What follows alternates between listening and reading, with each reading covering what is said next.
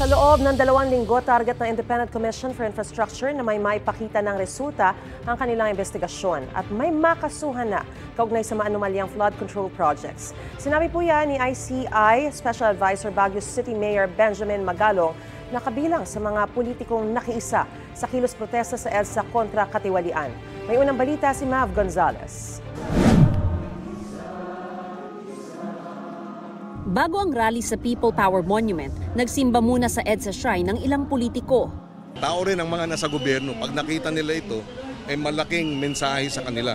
Kaya dapat lang suportahan ang mga pagkilos na ganito. Kailangan tuloy-tuloy itong panawagang managot. Nagdaos ng maliliit na programa ang iba't ibang grupo sa paligid ng EDSA Shrine. Mula rito, nagmarcha pa People Power Monument ang mga rallyista galing sa iba't ibang sektor. Umulan o umaraw, tuloy ang marcha. May mga sumama pang bata, senior citizen pati PWD. Magkakasama naglakad sina Senador Bam Aquino, Pangilinan at ML Party List Representative Laila De Lima. Nasa EDSA rin si Baguio City Mayor at Independent Commission for Infrastructure Special Advisor Benjamin Magalong. Aniya, bagamat walang deadline na ibinigay si Pangulong Marcos, may self-imposed deadline ng ICI. In the next 2 weeks, kailangan may produce kami talaga ng mga resulta. Dapat meron kaming makasuhan na. May listahan na rin daw ng mga ipatatawag ang ICI. Meron mga ipapatawag. Nasa ICI yon, desisyon ng ICI.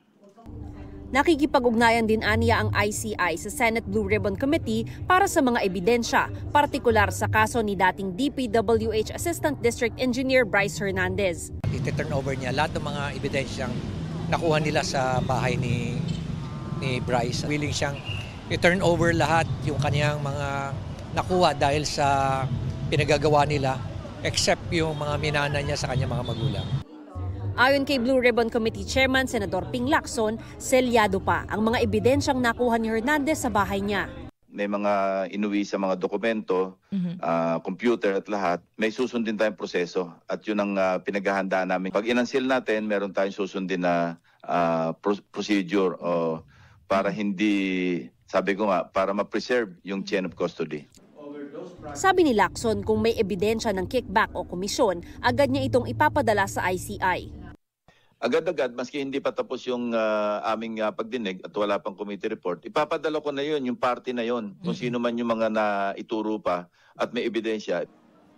Sabi naman ni Public Works Secretary Vince Dizon, kahit hindi siya dumalo sa rally, suportado niya ang panawagang accountability sa flood control projects. Aminado si Dizon na malamang makita rin sa ibang probinsya ang gaya ng modus ng pangungurakot sa Bulacan. Ngayon po na nabuo na ang Independent Commission for Infrastructure, dapat po pati ang ibang mga tao na naririnig na natin, naririnig na natin ang mga pangalan nila ngayon. Halimbawa po sa Mindoro, dito po sa ginawang project ng SunWest Corporation. Link po ang SunWest Corporation kay Congressman Zaldico. Nangako rin siya na walang sasantuhin ng DPWH base sa direktiba ng Pangulo.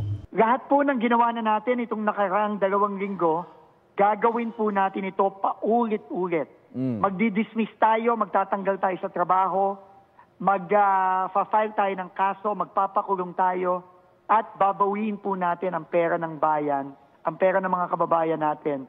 Magpapa-freeze po tayo ng assets at hahabulin po natin lahat yan. Ito ang unang balita. Mav Gonzalez para sa GMA Integrated News. Gusto mo bang mauna sa mga balita? Mag-subscribe na sa GMA Integrated News sa YouTube at tumutok sa unang balita.